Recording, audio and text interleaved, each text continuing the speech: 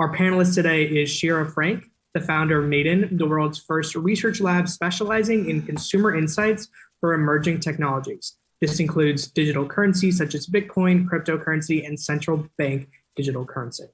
Shira believes these technologies will rewrite the story of money and, when designed alongside users, also have the capacity to create a fundamentally new, more collectively intelligent financial system that can learn, adapt, and co-evolve with human needs.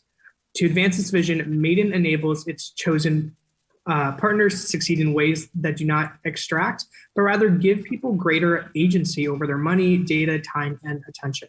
In addition, Maiden marshals the best human sense-making to preemptively identify the greatest social risks and benefits of emerging economic technology at scale.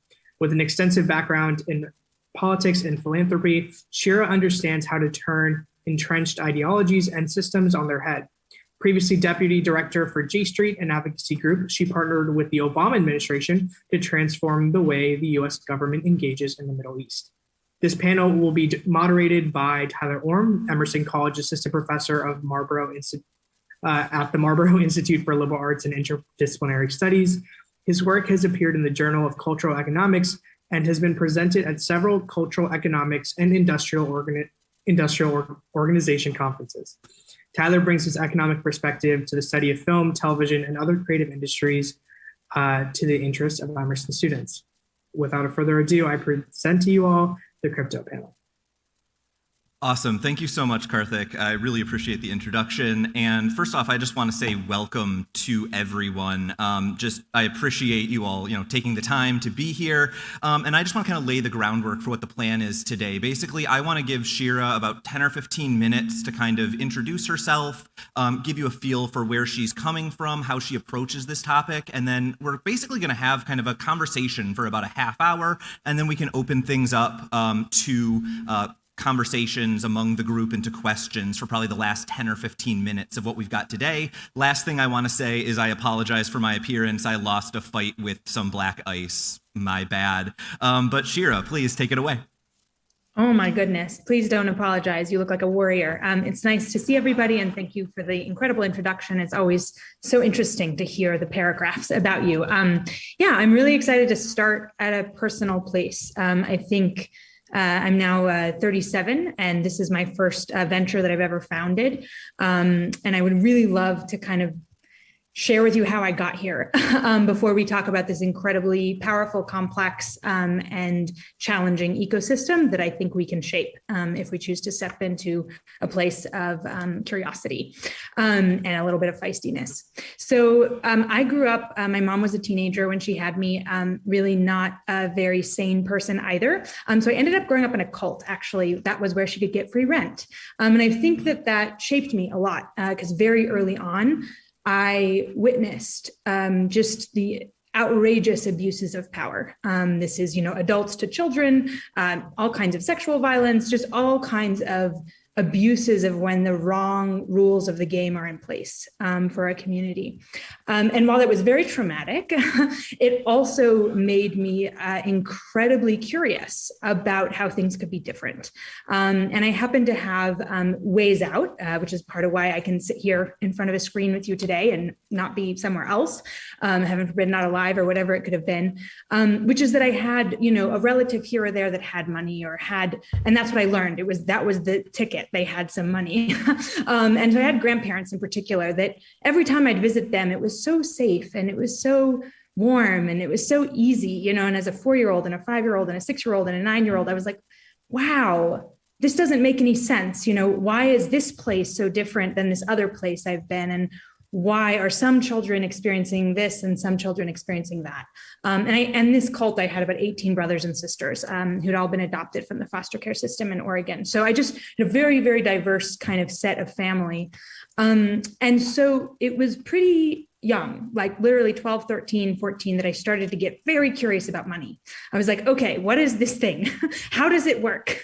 Why isn't it working, essentially? And the first introduction I had to maybe some potential answers to that question was a program at the Women's Foundation of California. They took young women and girls from all over the state, usually in pretty poor neighborhoods and cities, and said, all right, if we're going to grant money to organizations serving young women and girls, let's have young women and girls decide where the money goes. So it's a pretty awesome, empowering program. It was a whole year. So it was great because like at 13, 14, I'm like looking at financials of organizations and understanding balance sheets or trying to. And there was one moment in that program where an amazing organizer, I wish I knew their name and could thank them because they really changed my life.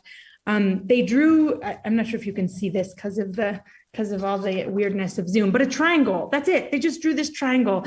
And they're like, okay, a lot of the money and power is located here in the world, but it could be here. We could move it. And it was like this very simple notion of concentration, right? And being, 13, 14, I was like, wow, that sounds doable. All we got to do is unlock what's at this like tiny concentrated point and move it. And I got very excited to try to figure out how to help with that, how to be an agent of moving money. And so that's what I did for kind of the next 10, 12 years, is just try to find arenas, volunteer and work where I could move money. And I kind of harnessed my love of people to become a very good fundraiser. And I became very effective at like building trust with really rich people. Again, in my case, I didn't hate them. I was kind of fascinated. I was like, who are you strange specimens of people who have all this money? So I would, I really endeared myself to them. That's my kind of personality. I was like, what is it you're doing with all this power? Like you have so much concentrated choice capacity. Let's see what else we could do with it, right? So I got really excited and did a lot of moving of money for various causes. And then I became quite concerned that not enough was really changing in the world. And I wasn't sure I was really doing all that much good. And so then I started to ask, okay, well, maybe there's something else I should move along with this moving of money. And that's when I started to think a lot more about another passion of mine, which is politics. I'd always just been really curious about political power and political theory and kind of the rules of the social game and the rules of the power game. And so that's when I joined a lobby in Washington, D.C., J Street, and I worked on the Middle East peace conflict, which was named in my bio. I did that for about 10 years. And that I thought, oh, I've arrived. Okay, what you need to do is move money and power at the same time, right? And if you could do that within a short period of time, maybe we can change the rules of the game. And it satisfied me for a little while, and we were successful in some ways. And I'll tell you a little bit about why I care so much about Israel, and it will eventually get to crypto. Don't worry, I'm getting there. But these are important foundations, right? Because crypto isn't just in a vacuum, right? It came out of a whole history of questions about how power is organized. So anyway, so I'm in my 20s. I have this kind of very complex job, raising money for politicians, educating politicians. And then, as was mentioned, there's this Iran nuclear deal. So, there was a war with Iraq. As we know, this country went to war with Iraq. And we basically, as a lobby organization, were saying that's not going to happen again. Like, we're here now, and we're not going to let this country just go to war for all the reasons they might want to, when it's going to destroy so many people's lives and really unsettle an entire region of the world. And we won, right? Now, it's not like we ourselves as that lobby won, but the whole many year movement to create a diplomatic arrangement with Iran won. And I got to be kind of on the inside of it. So I got to see like what makes that possible? What makes it possible to go against, say, the war lobby in the US and win? And we were very small. So just for perspective, J Street, which was the lead lobby kind of getting votes for this deal, was about $7 to $10 million in size. And the lobbies against us, I mean, hundreds of millions of dollars, like easily, and decades and decades and decades of time building power. So I thought, wow, okay, cool. I figured it out. But on the other hand, is there peace in the Middle East, right? Like, so we won this deal, but are Palestinians enfranchised? Is there a state for them, or, no, right? And so I again was like, shoot, I don't know I've landed on it yet. Like maybe even this tool, even this structure isn't enough. I was also tired. I think someone in an earlier private conversation was talking about therapy. Mental well-being and your physical well-being and your spiritual well-being are really important when you're just in living a life, and especially if you're trying to kind of take on traumatic systemic challenges. And so I was pretty burnt out. So what I did is I quit. First of all, I just quit. I was like, I had 3 months of savings, which was amazing for me. I'd never had that kind of cushion. And I was like, okay, I don't know what I'm going to do next, but it has to be something else, because I don't know that political change is quite moving fast enough for the kind of problems that I'm seeing everywhere in the world. And so I just want to see, is there something else? And it was in that mode of nothing, where I really literally had a blank sheet of paper in front of me. I think I wrote on a piece of paper on my first day, well, what does this mean? Am I like the CEO of my own life now or something? But that was a cool moment for me to recognize, okay, well, in this moment you are, like, you have 3 months of time. What are you going to do? And that's when I started to hear about cryptocurrency.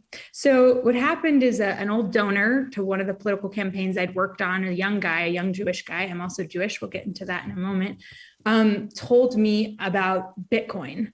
And I kind of was like, I don't know what you're talking about, dude. And this is like back in 2016, 2017, early-ish. I mean, obviously Bitcoin was invented in 2008, so not at the beginning, but early-ish. And I had no idea what he was saying, but he was so passionate. He was a really smart guy. It's like, okay, tell me more. Why are you so passionate? And he started to talk about a little experiment. He and his other kind of, again, these are very privileged kind of, political donors, young, but still very privileged, that they were doing. And what they were doing was they were working with men in a recovery program, a drug recovery program in Denver. I live in Colorado, so he was in Denver.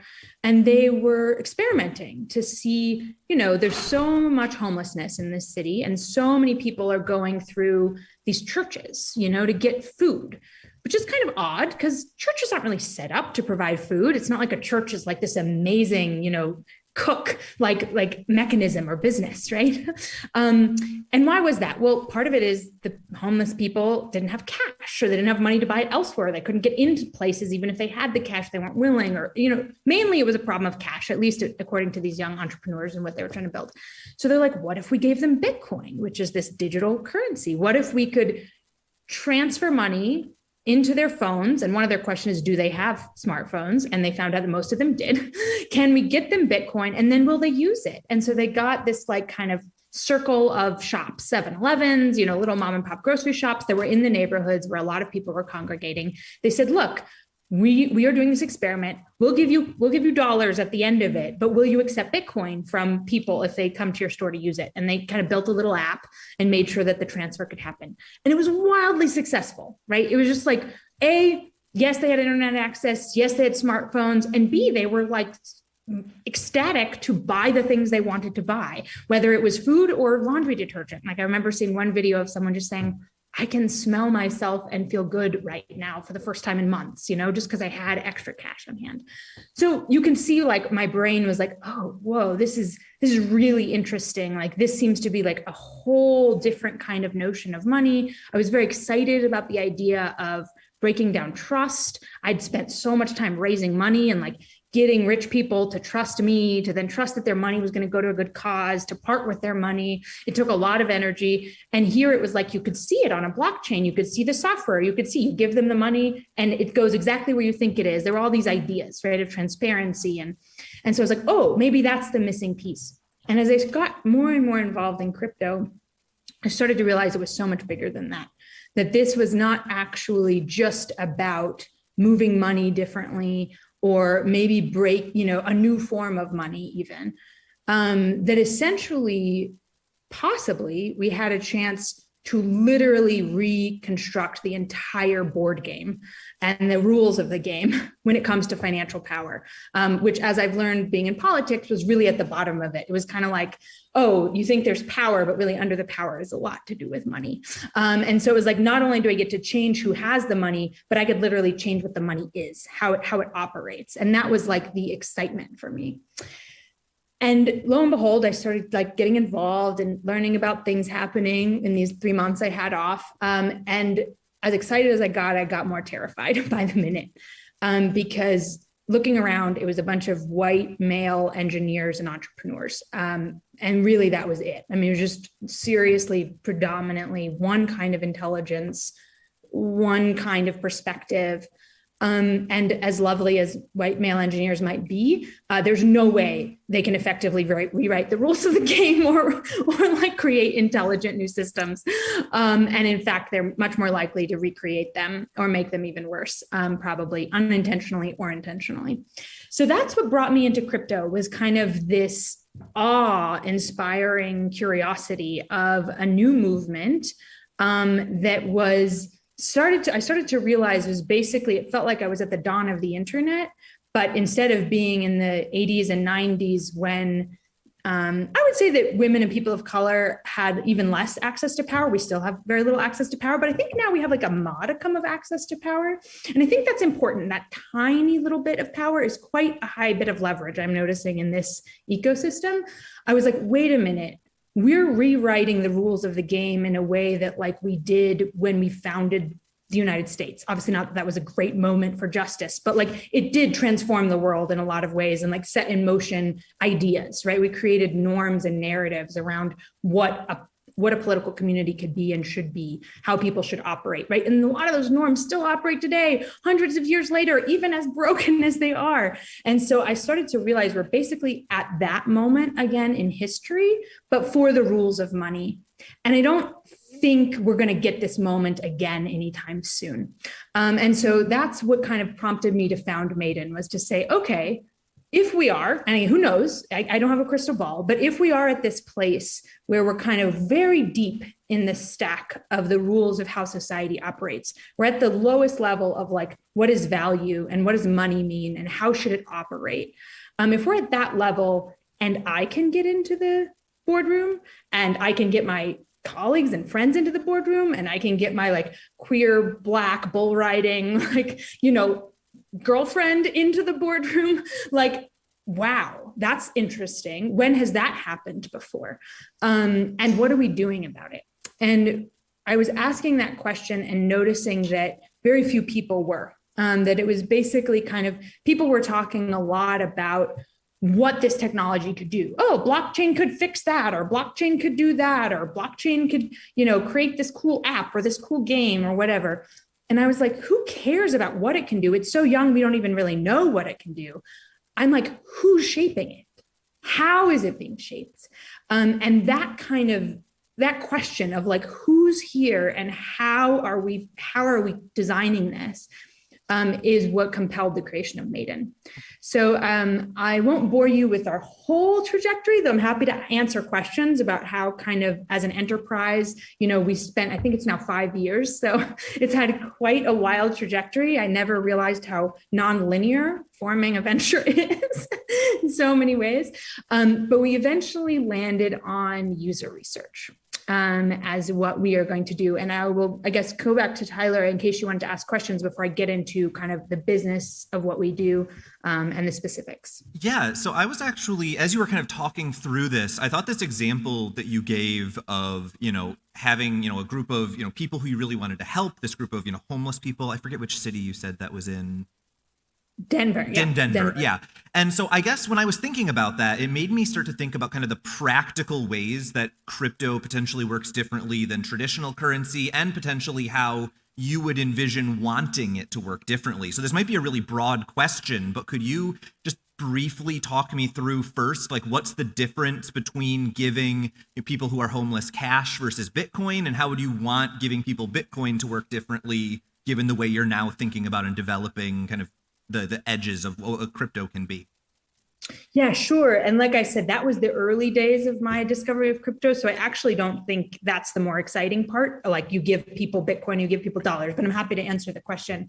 I think the hope or dream or fundamental desire of people who are designing cryptocurrencies is that they are changing kind of where agency is located and what the incentives are within the financial instrument.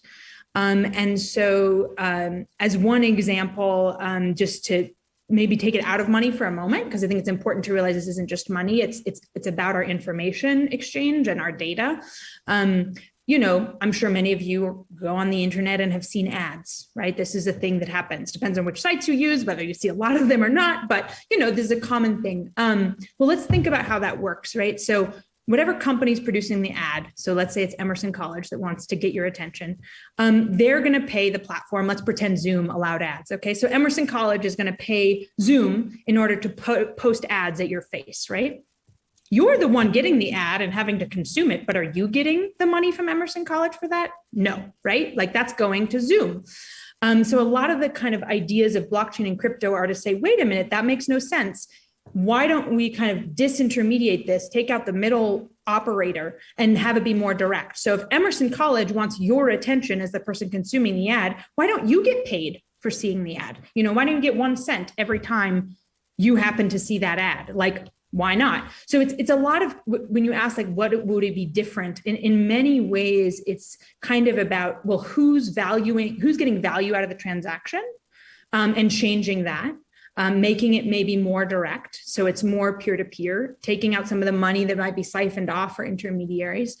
And also, hopefully, I don't know it's totally realized this yet, but the hope is around, again, like I said, agency, kind of like, are you able to really choose and modify the particulars of what's happening in your online interactions? I think this was always the hope of like the internet, but what ended up happening as it evolved is that's not what happened. It didn't become this amazing peer-to-peer. I mean, there are parts of it that are amazingly empowering, but a lot of that power was captured by a few kind of core platforms. So a lot of cryptocurrency hopes is to kind of realize that dream more fully, if that makes sense. In the case of the Denver example, this was purely about, like we said, so again, it was an assumption. This was just a test. It was like, why don't we give $50 on the street to someone asking for it, right? Well, a lot of it might have to do with trust. It might be that we give the $50 maybe just because we're like, we don't care. Let's let that person decide how they're going to spend their money. But a lot of us are like,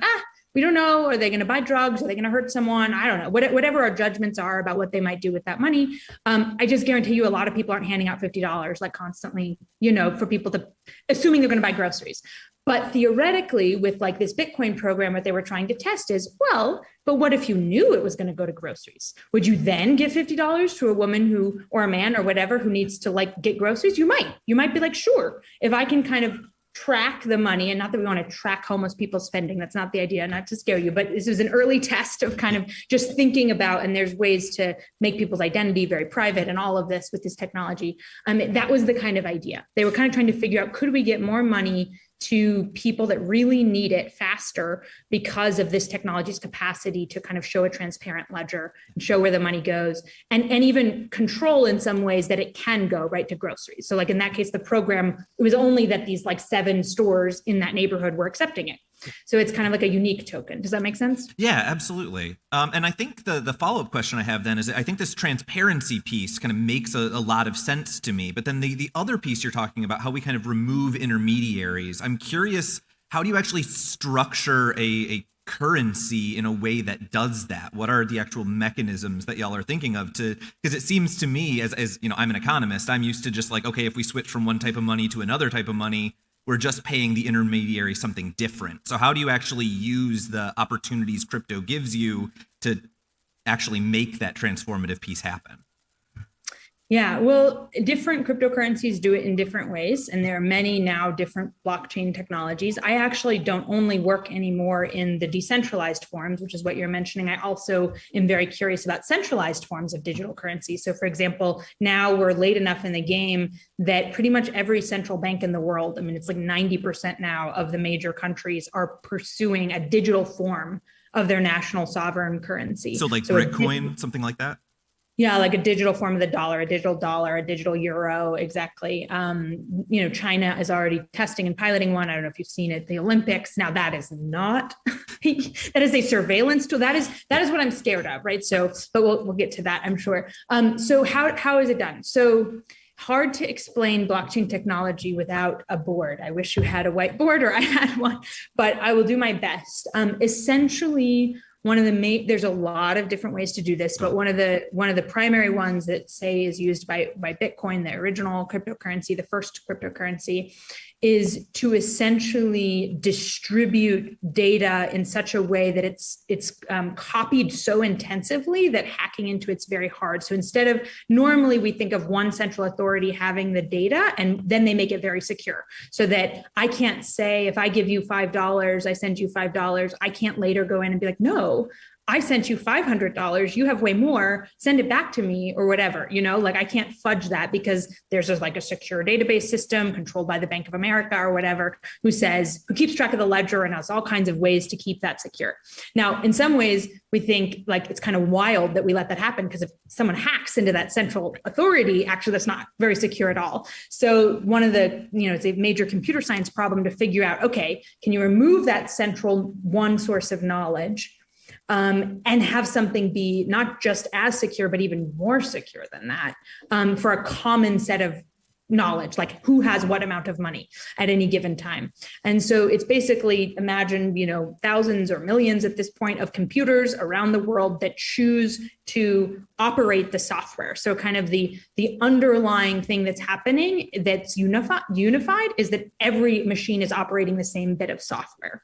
And then there's all kinds of rules and different ways they do it. I'm not going to get into it on this panel about how they keep that secure, but essentially every time, at a very simple level, if I send you $50 on this network, every other computer in the network that's running the software kind of gets a copy of that fact. So it becomes almost impossible with the amount of energy we have on this planet to actually hack into then every computer running the software and change it, right? So they kind of, instead of just one computer validating that that's true, you have all the computers in the network validating that that's true. Does that make sense? It does. I guess where I'm curious is, how do you use that decentralization of the currency to then do something like you were describing, where instead of Emerson wants to advertise to Shira, and so they go via Zoom, how do you use that decentralization to do, as you were saying, try to get it so that they are either paying you, or at least we're cutting out that kind of intermediary? It's all software based, okay. Right? So it's just so Brave would be the best example if people really curious about that one. I think it's a compelling use case, the whole advertising thing. A part of why I launched a user research lab is that all of these ideas are like kind of in the ether and no one's using them. So it's kind of like, okay, that's a nice idea, but how is that put into practice? So we're still at this stage of a lot of experimentation, but with, say, a Brave browser, which is a kind of alternate to Chrome or Google or whatever. So they have software running, right, which would enable you to be a part of this piece of software, again, which would enable the advertisers to kind of direct the funding directly to you as you confirm that you watch it. And there's all kinds of cryptography and different things that go on to like protect your identity, but still allow you to access the thing, So it's, I don't think until we have a whiteboard, I wouldn't want to go into the technology specifications. But in terms of if people are curious about like how this evolved, so Bitcoin realize that you can use this thing called blockchain technology, which, like I said, is a piece of it's a running software that replicates everything on all these computers. That you could use that to send receive transactions. Very simple thing. I have this, now you have that. Like that's all the software stored. It's just money is here, now money is there. How much is here? How much is there? Very simple.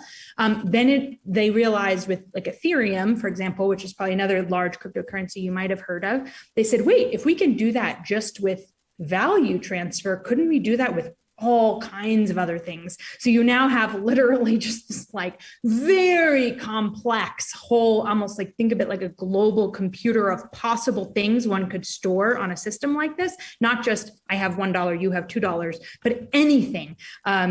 People execute these things called smart contracts. So one way to think about that is like, right now, say I pass away and I want to give my money to my daughter, but say I have an abusive partner or something who wants to lay claim to it or whatever. Often that's debated in a court, right? There's going to be all kinds of lawyers involved and all these intermediaries and da-da.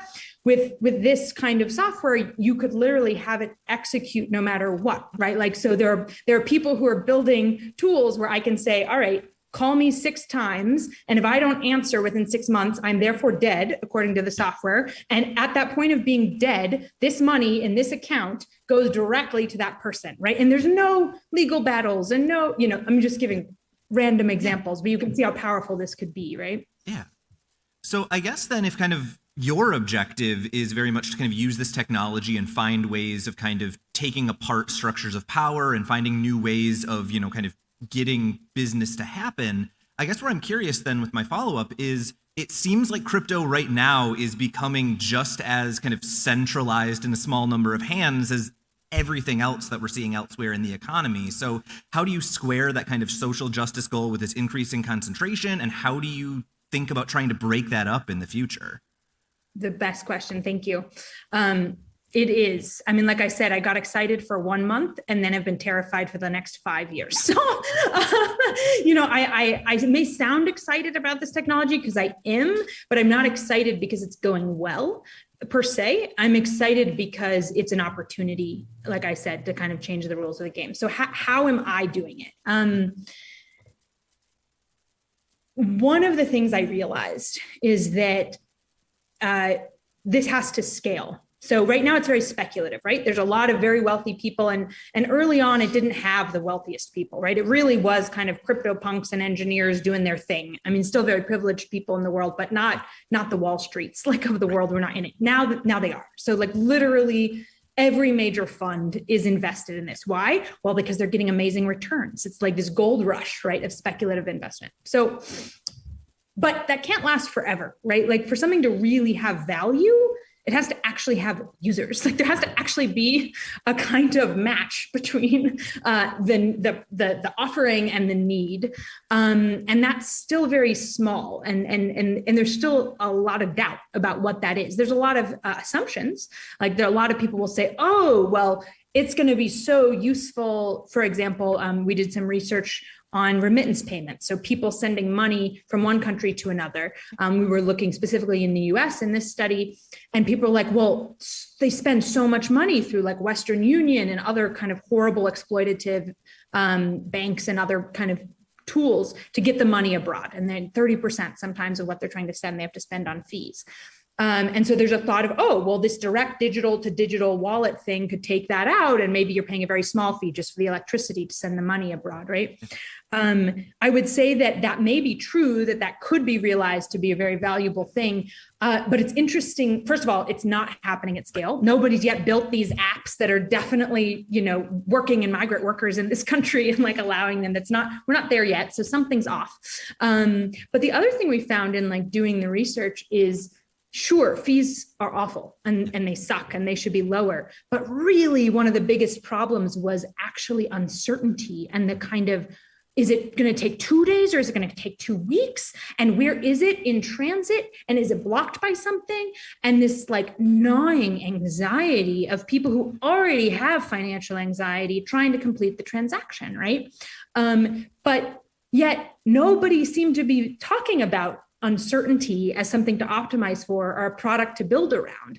And I'm like, this is a gold mine. Like if anyone could and this isn't the hardest problem, honestly, right? Like if even, I mean, PayPal might be slightly doing this without realizing it, but like you could rival PayPal in a minute, in my opinion, if you found out, okay, wow, uncertainty is a very real experience for most people around money, and especially the majority of people who are quite poor experiencing financial transactions. How could we optimize for alleviating uncertainty in the products that we build and the services we offer? So I bring this example up just to say what I decided to do is to say, okay, if I want the people who've been exploited by our current financial system and political system to shape our future system, like not just to have a seat at the table. I've heard that phrase raised, and not to be I don't know, argumentative here, but I would say I don't want a seat at the table. I don't even know I want a goddamn table. Like, I think we need a whole new ecosystem. And I think that's the answer. Like, I don't want a seat at that table. I think we need to literally reconstruct the house we're living in together. And so in that regard, I was like, how do we take this reality that these new products and these new technologies will need to scale? who do they need to scale to? Well, the majority of people have been exploited by the current system. So it's like, how do we get their needs and voices and visions being the DNA of the future system? And unfortunately, or fortunately, user research was the first thing I could figure out. Like, I thought at first, oh, let's do leadership programs or education programs, or let's find a way to get, the best. Like, one idea we had early on was these systems need to be very secure, right? So they need to be like audited, a lot of like technical kind of auditing of the system to make sure it's not broken. Like, imagine you're building a network where billions of dollars are being transferred. You need to make sure it can't be hacked, right? And I was like, wait, what if we like build training schools for Black women to be like the code auditors of blockchain? And therefore like they would just have this tremendous respect because it's like this necessary service, right? But all these ideas we like played around with. In the end, I thought, that's still not going to happen fast enough. So we don't know we're going to succeed, but what we're trying to do is take this user research bit where you say, okay, what are the actual needs of people for financial tools, for payment systems, for new forms of money? And how do we like inject that kind of in the back door into these entrepreneurial visions and these investment funds who want to capture those people's attention because they want to scale their product or their investment. And so again, I don't know it's going to fully work, but that's kind of how we're trying to do it, is essentially if we center people in the decisions that shape this industry, and if we do it early enough in the ecosystem, maybe then it's going to be shaped by those needs and will be more likely to meet them rather than exploit them. I'm going to ask a follow-up question that I hope the answer is just yes. But you said we need to get in early enough. Given that we're 12 years into crypto, is it early enough?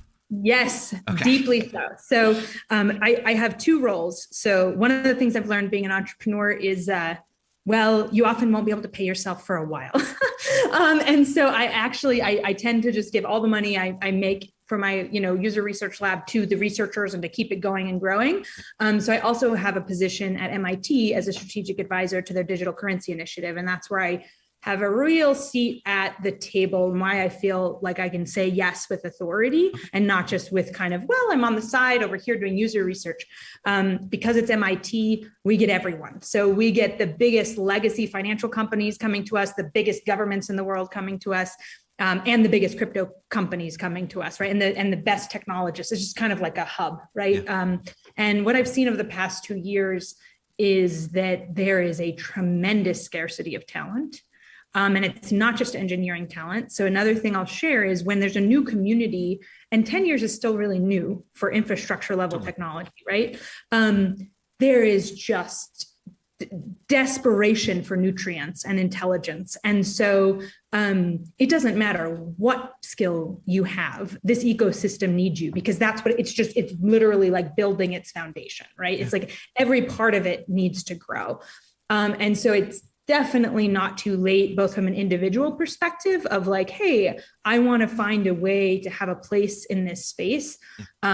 Without question. It doesn't matter what city you're in, like even if it's New York that has a huge crypto scene, it's still relatively small.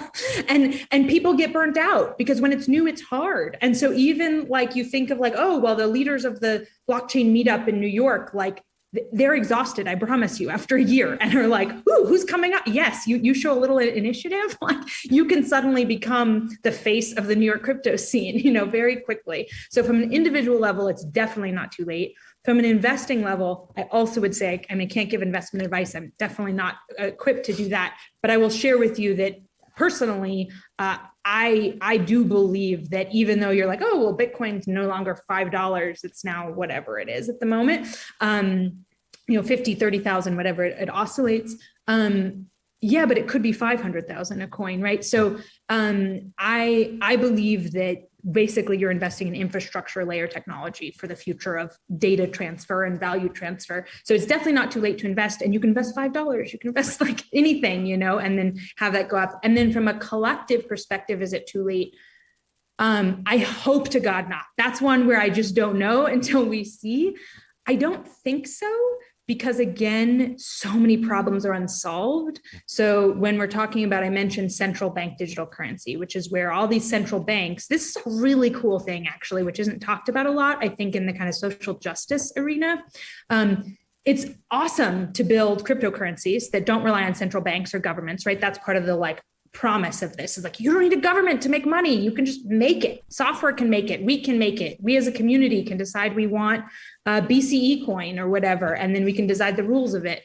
And it can operate based on who we are and what we believe is important. Don't give these students ideas. Okay, well, it's a hard thing to do. It's fun. I mean, it's really interesting to design an economic system, right? Totally. Anyway, but with central bank digital currency, what's really cool, and why, again, it's not too late, I hope, is this is actually getting at the plumbing. Like, I'm talking the like pipes of our financial system.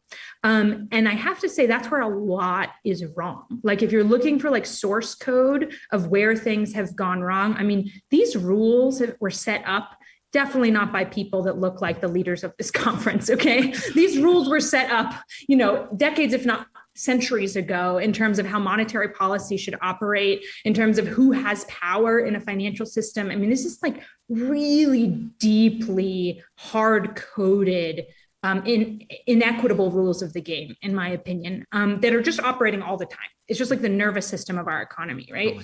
Totally.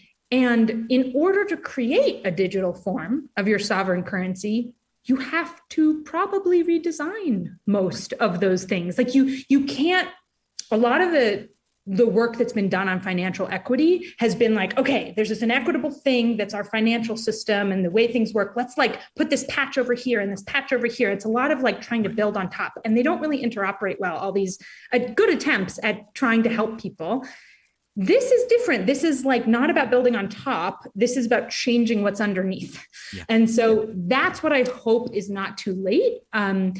And these central banks have no idea what they're doing. I mean, besides China, they have a lot of idea what they're doing. And they're like, ooh, we get to change the plumbing and make it even more exploitative. Fantastic. Let's do it. And I'm not anti-Chinese in any way, but if you look at what the system they're building is, it's very, very, very, very scary. And it's, again, why I'm terrified. It's like, let's not hand the rules, and key over to people who see the power of technology to just make more power for themselves, when we don't have to.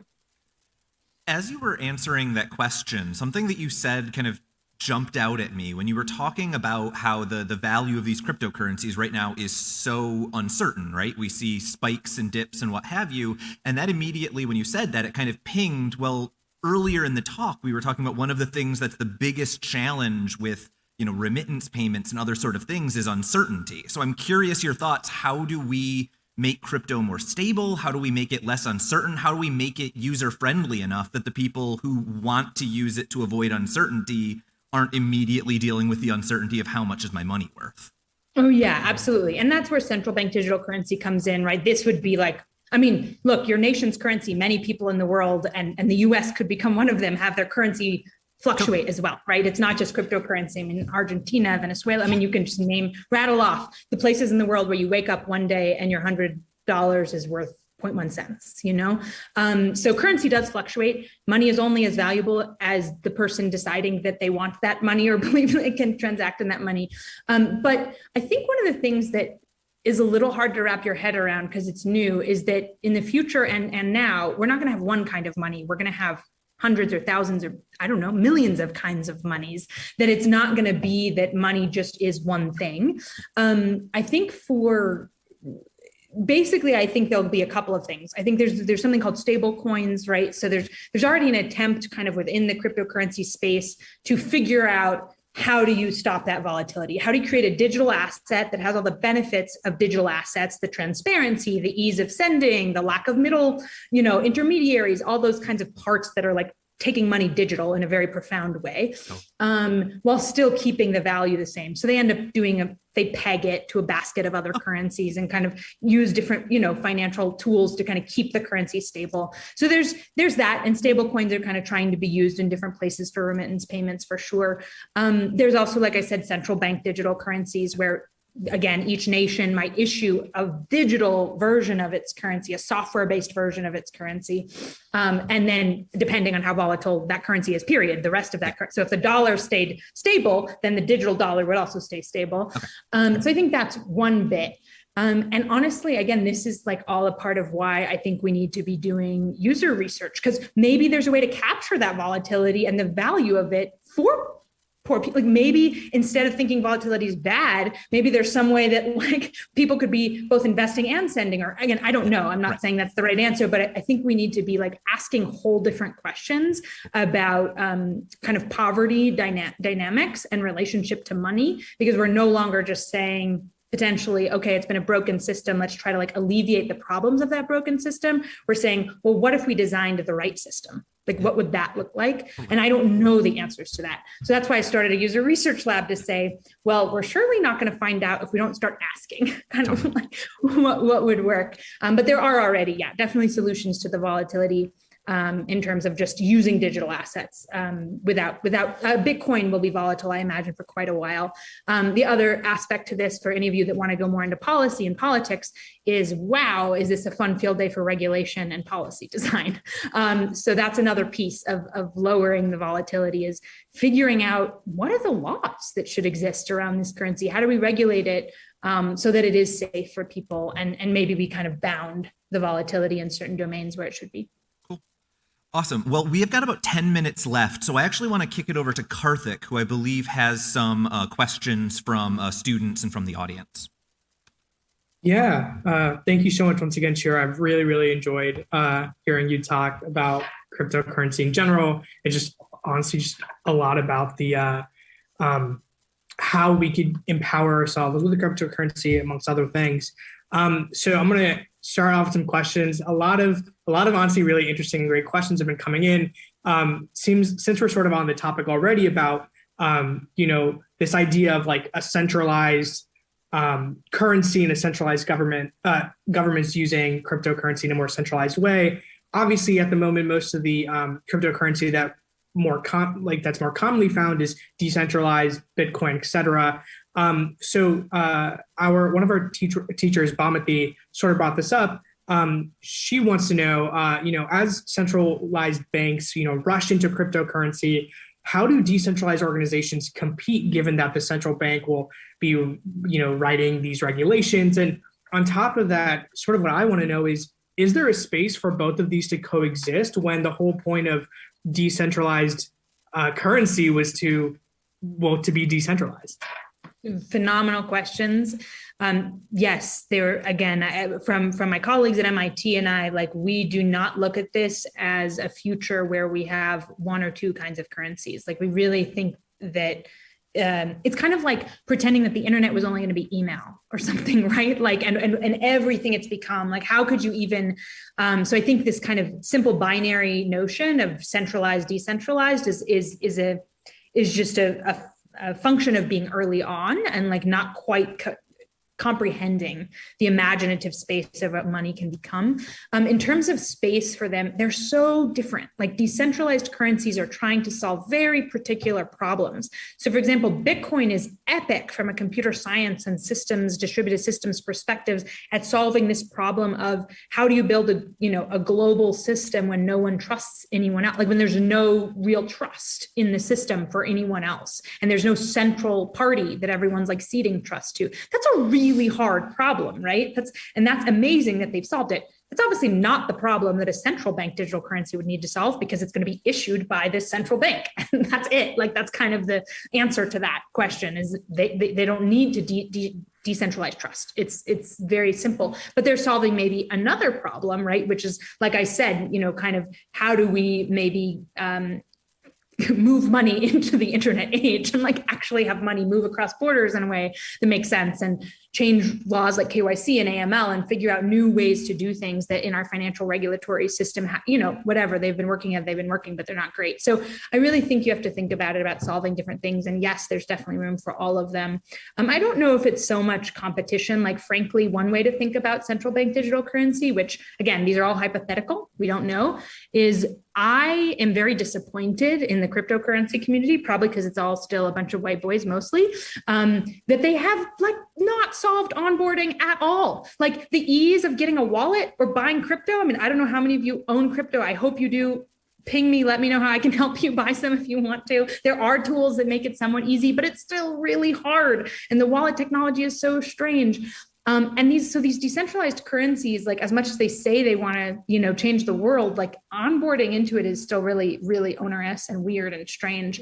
And so I wonder, well, if a central bank decides to issue a digital currency and a central bank the size of the US or the Eurozone or whatever, they might have to solve the onboarding wallet challenge, right? Or they can't be doing their mandate of kind of public offering. So it could be, again, it may not be, but it could be that for some reason, the challenge in the centralized world could actually lead to the flourishing of these alternative, more radical, decentralized coins, because now the wallet technology has been figured out and the kind of privacy password issue has been figured out for the public. So I don't know. I think they're going to interact in unknown ways. I hope that central bank digital currency will actually in some ways facilitate the kind of more radical things that are possible through decentralized currencies, but who knows?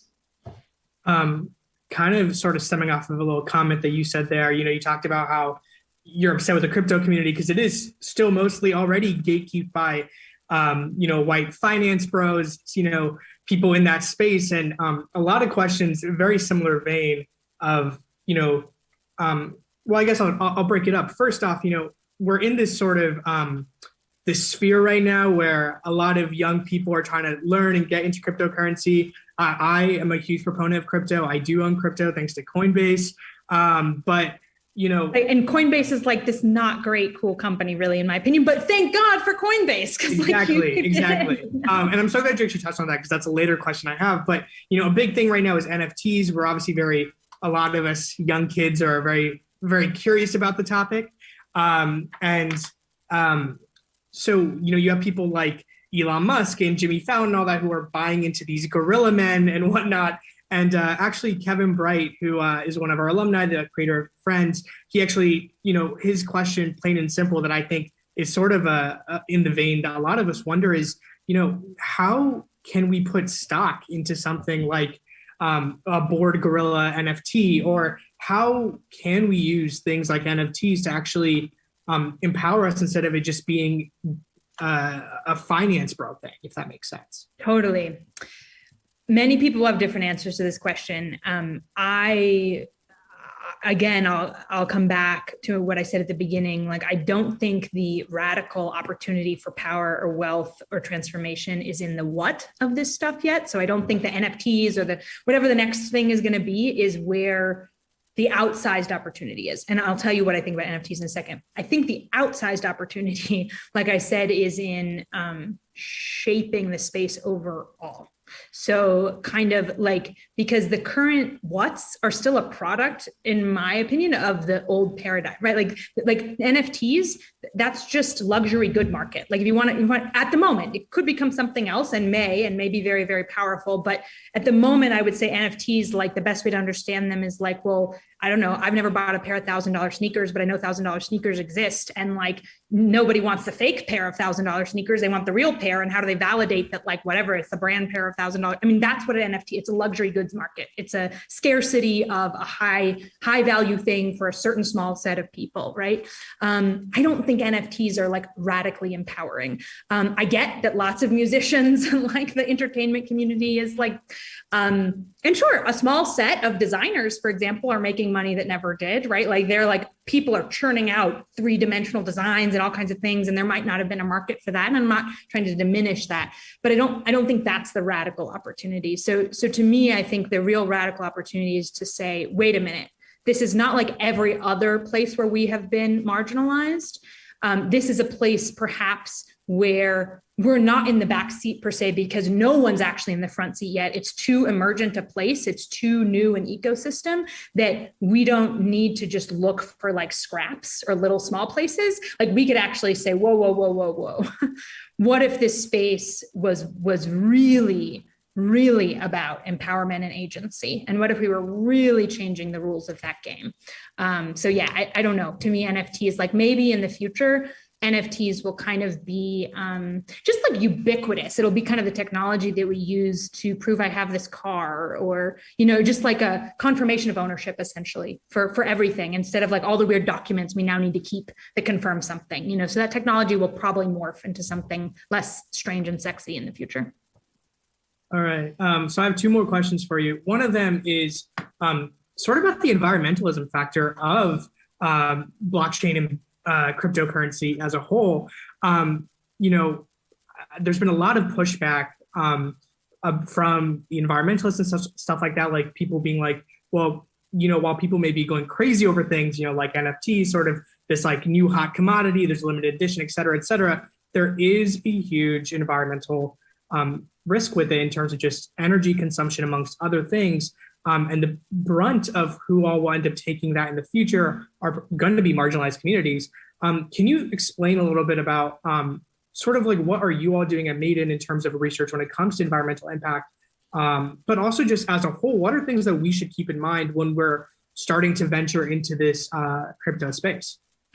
Yeah, we haven't done any environmental research in particular. It doesn't mean we won't, but it doesn't feel like the thing that's the most important at the moment, like in this phase of what's needed.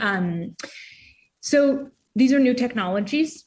They're going to be faulty and flawed at the beginning. They always are. If you study kind of the emergence of the car, I mean, it used to be like the most unsafe, ridiculous, strange. I mean, it still is, in fact, right? So car is actually a great example, I think, because we shouldn't have ignored the environmental threats of that technology, right? Like we should have actually asked, okay, 100 years into the future, at each stage, not just the building of the kind of engine that we learned about to create a car, but the building of the road system and all that. Like at each stage, we should have said, okay, we're 100 or 200 or 300 years out. What might be the implications of this? How could this go awry? So I don't want to diminish the environmental concerns about Bitcoin and other technologies. The concern the reason it consumes so much energy is a part of what I explained about like there's so much repetition and there's so much like data processing, right, that's happening to keep these networks secure. There is constant work on that to say, okay, can we still keep this software network whole without that energy consumption? So that's being worked on in different, again, I don't need to get into this, but there's things like proof of work is what costs a lot of energy. And there's things like proof of stake, which would cost a significantly less amount of energy. So I guess in this case, it's kind of, I do have a little bit of trust in the kind of technologists' natural evolution to solve that problem. Like there isn't no attention being paid to that problem. There's quite a lot of attention being paid. We haven't gotten there yet. So yes, right now, a lot of these networks consume a lot of energy, but I think that's a little bit of a distraction, honestly. Like sometimes I get nervous. I see, senators like Elizabeth Warren, who I disagree with her on some things and agree with her on other things, but whatever, she'll just like lambast the technology for being like bad for the environment. And I'm like, okay, but you're really missing the point about like financial empowerment. Then like, don't squish it and squash it before you recognize what it can become. So I don't know. I think it's a little bit of a distraction at this point. And I would imagine in a few years, you won't see environmental kind of toll coming from these networks running. I think you'll see something quite akin to whatever, the kind of basic energy that data uses to send across the world. Yeah, for sure. And, just as a final question, you've touched on this a lot throughout this discussion today. What is sort of like the way that you think that either people in general or just marginalized communities or et cetera, like how can we reclaim this space of cryptocurrency, of blockchain technology? It is so new, like you've said, but there's so many people venturing into it. There's people who want to invest in it as if it's a stock market, like a fad, other people with NFTs. Like how can we empower ourselves right now with cryptocurrency, or is it something that we're just going to have to invest a little now and just wait and see what happens to it? Oh, yeah. No, I mean, there's a lot of ways. So I think first of all, I do think owning some is important. Like, I think it's not a small thing. I think it's like a really, at least for me, for example, like, this is the first time I've ever had money in the bank, like that's grown, I've just never had like, I had like a little bit of money in a 401k from a normal job I held right at that lobby, but it was like a tiny, the amount it was like this, and then I took a risk. I pulled it all out. I put it in crypto. Again, I'm not advising you to take that risk. We're just saying I pulled it out, and now there's like significant money there, right? Like, and again, it may go down, it may go to nothing, but even that has been a very empowering experience of kind of just like navigating wealth creation and disappearance and like how money operates for that very small echelon of society, right? So I think that's important. And I don't think that's small. I think if ideally, I would say if you are thinking of doing anything in business or in nonprofits, building a company or an enterprise in this particular ecosystem or adjacent to it is you just have an outsized opportunity to shape something at scale, right? You just do, because it is that small. And it is hungry for talent and diverse intelligence. And even though it's a bunch of white bros, it's not only that. And one of the coolest things that I've found is I've really been able to leverage my identities, whether it's my Jewish identity, my queer identity, my female identity. Like, I'm in a room full of 30 men all the time at these like big dinners or whatever. And of course, the most powerful person will always come up to me because I'm the only woman in the room. Or, like there's a little bit of an interesting thing that happens being the minority in this particular space, because they talk about how much they want to empower people so much. They can't quite, even though they're probably also going to be racist and awful in all kinds of ways, they also can't at least fully show that. And they have to kind of be like, well, what are you doing? And who are you? And, they have to like become interested or seem interested. So in some ways, I think we have like this strange power in these spaces that I haven't felt in the political community, for example. It was just much older. It's not quite as stark, like that you're the only woman in the room, So yeah, in some ways I would say entering the room just by virtue of being there, you end up kind of finding the way to have a lot more power than I've had in any other space. All right. Thank you so much, Shira. I really, really appreciated you taking the time to answer our questions. And I'm going to turn it back over to Tyler. Thank you all so much for having me. It's been a pleasure. Thanks, Tyler.